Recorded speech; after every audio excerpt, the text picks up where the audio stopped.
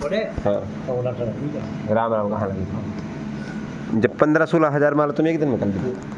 राम राम सीताराम। तो मतलब कहबे को मतलब यही है कि जब यदि तुम रोज़ भजन करोगे तो भजन यदि जैसे स्वतः ही भजन कराएगा। अब जा अनुभूति कैसे आई हमारे भीतर? हमने कल कथा सुनी, कल कथा नहीं सुनी है, कहूँ बहुत कम सुन पाए। कथा सुन भाई महाराज जी की सुनिए थे रोज़ मोबाइल में। मैं कहूँ कि घर होता नहीं, हाँ चले गए, बर्थडे भी चले गए। तो सुनो, जब हमने कल कथा न सुनी तो हमने कही आज सवेरे हमने सोची कि यार कल कथा नहीं सुनी, बड़ी बहर से आत्म है। तो यही बात निकली कि भैया जब अपन रोज़ कथा सुनते हैं तो कल हमारा कथा सुनाई गई, मतलब कथा सुनाएगी मतलब स्वतः ही कानन में कथा सुनने आ गई। सुना रही थी, कथा सुनाने लगी थी, कथा साक्षात दिखाने लगी थी महाराज। जो शब्द अब और विस्तार होने अब इसमें अभी आप समझ में तो आ गो, अनुभूति में आ गो, पेट में है लेकिन अब व्याख्यान में नहीं आ रहा।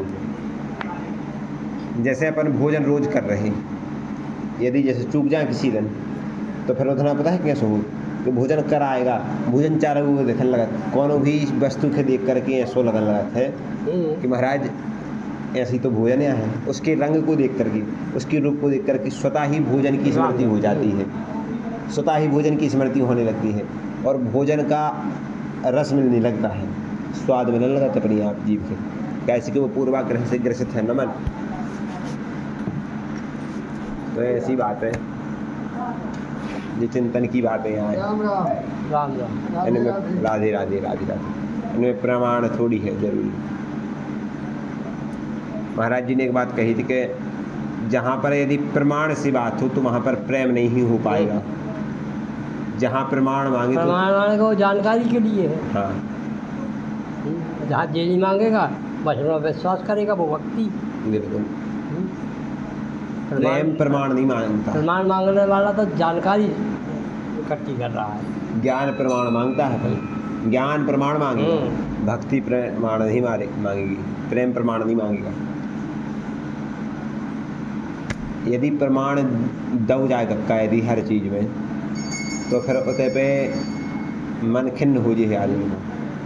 प्रमाण देना चाहिए, देखो प्रमाण के साथ तो बोलो चाहिए, प्रमाण होए, कैसे कि हर चीज़ को आधार प्रमाण ही है। ये बात तो सबने स्वीकार करी है ना कक्का।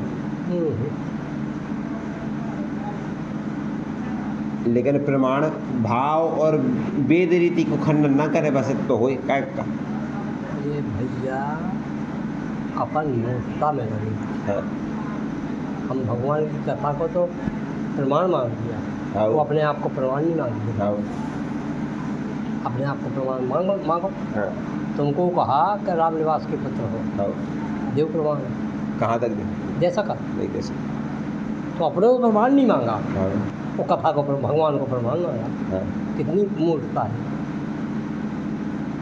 इसी एक बात ख्याल आई, महाराज जी पता है क्या कहा है कि तुम संसारी के पास बैठोगे तो वो पता है क्या कहेगा कि हमारी इनसे पहचान, हमें इनको जानते, हम इनको जानते।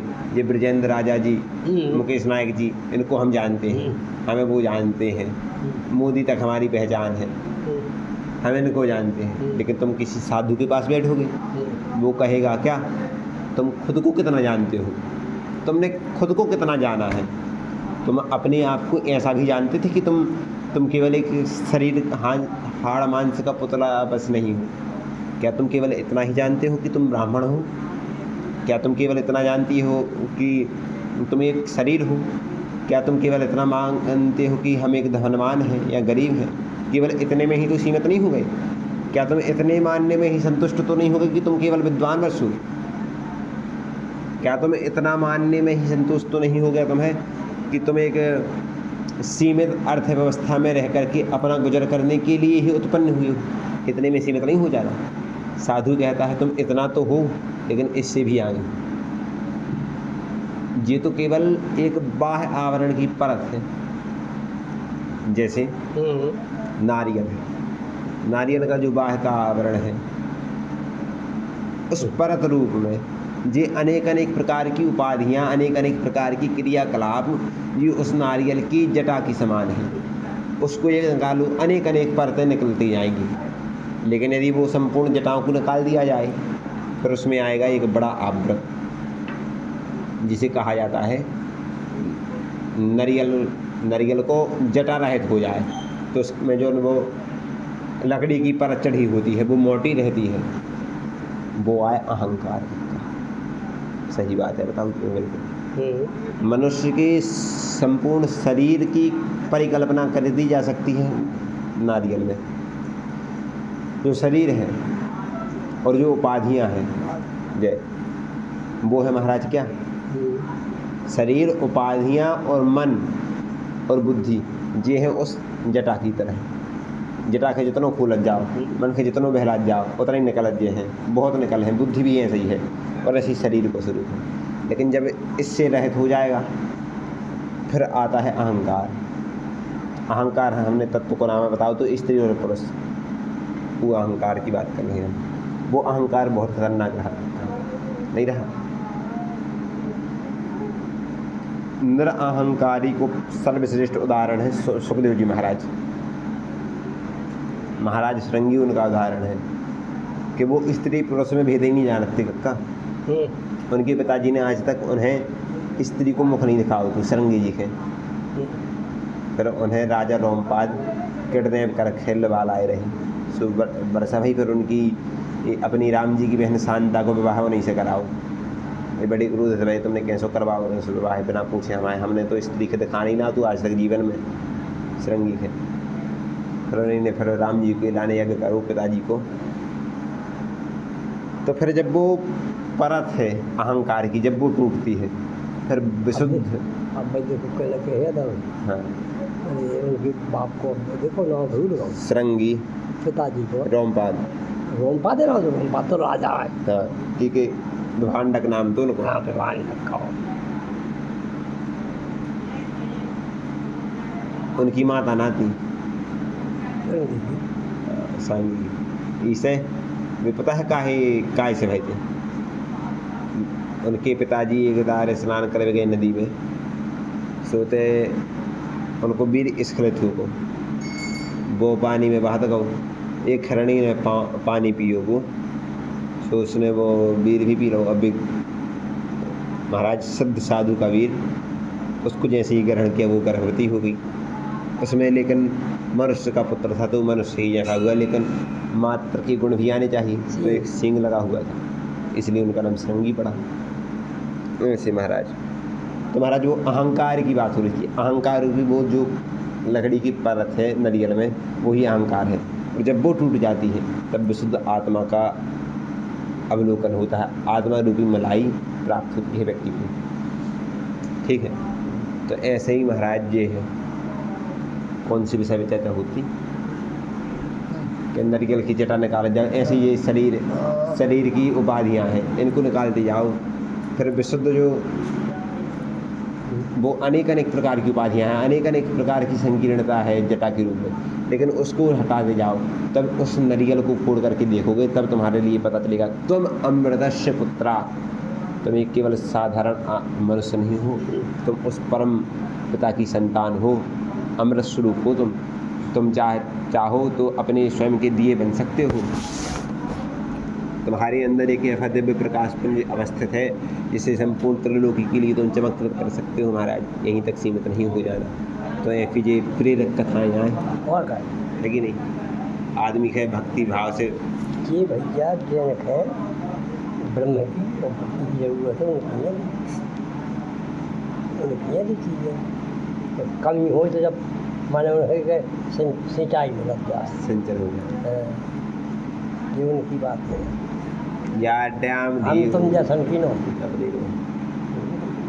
वो तो जिनके तन तन कसर है उनकी यहाँ माने जिनमें तन तन कसर है। देखो हमारे महाराज जी ऐसी ऐसी शब्द बोलत हैं।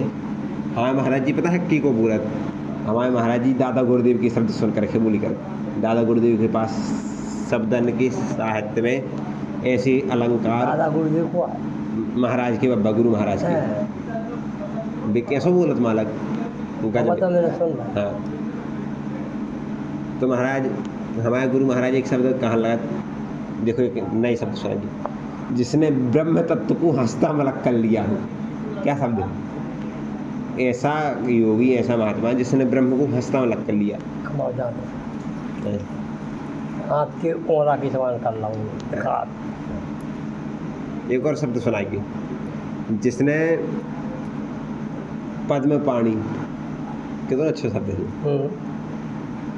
अर्थ का है पद्म पाणी माने कमल, कमल की समान। हाँ, एक शब्द और सुनाएगी ना, एक उपाधि, एक बार उपमा सुनाएगी नहीं, आज हमने जो सुनी पढ़ी है कि जैसे अनेक अनेक नक्षत्र मंडल में जैसे कोई सूर्य शोभायमान होता है। हाँ, जैसे तमसाच्छन्न रात्रि में, तमसाच्छन्न को अर्थ का है, जैसे तमसाच्छन्न में जिसको अंधकार घेरे हो, ऐसी रात्रि, जैसे तमसाच्छन्न रात्रि में हाँ, दिव्य रश्मि सिंधु स्वरूप श्री सूर्य का, हाँ, रश्मि सिंधु श्री सूर्य की दीप सखा विच्छृत हो उठी हो। देखो जी सब, ऐसा प्रतीत होता है जैसे किसी वायु रहित स्थान में दिव्य मलयाचल की पवन का संचरण होता। जब भगवान काय की उपमा है, पता है कहाँ की जो प्रसंग कहाँ चला, तो जब उपमा कहाँ रही, भगवान कहूँ जा रहे थे, जब भगवान महाराज अग्र पूजा की लाने आए। हाँ। उस समय जी राजसूय यज्ञ में। हाँ।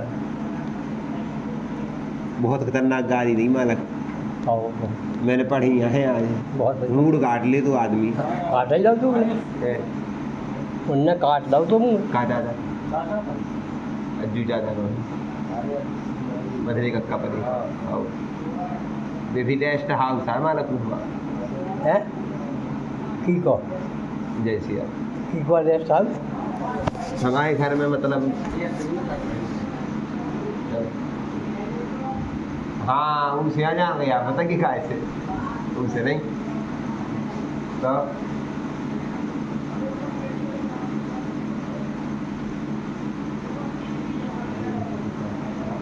हाँ ऐसा नहीं हाँ, लेकिन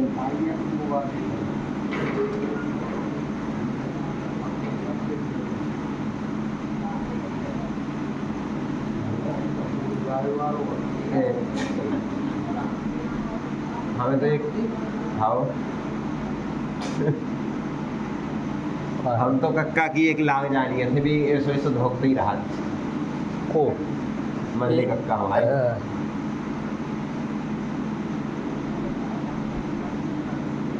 खाओ कक्का, एक बात बिल्कुल हृदय की बता दो, लेकिन तुम्हारे काम की नहीं है, हमारे काम की नहीं है, खाए से तुम सब्जी के काम सुनोगे, बताओ हो जाते याद हो तुम्हारी बात, जब हमारे काम की नहीं तो कब सुनो। आज तो मैंने बताई थी, वही से मुझे चिंतन आई हुए तो हैं, एक चिंता तुमने कही कि हमें अमानगंज जावे पर कहो रामायण के बलग्गा में, रामायण के बलग्गा। हाँ। तो मैंने सोची कि तुम्हारे पास देखो तुम्हें जाने हैं अमानगंज, अमानगंज जाओ तुम्हें 2 घंटा लगने, अब बताओ तुम्हारे पास तुम बिना मोबाइल के चलो जाने तुम्हें आराम से, लेकिन अब ही तुम कौन हो 10 साल की लड़का से लेकर के 50 मतलब जो नियोबा लड़का है हमारे जैसे उनसे कहो तुम चले जाओ बिना मोबाइल की, तो बिना जैसे कहो प्राण कर जाए, उनकी ब्लड प्रेशर हाई हो जाए, 2 घंटा बिना मोबाइल की भी रह नहीं सका, इतनी बड़ी बीमारी है जा तो ऐसा।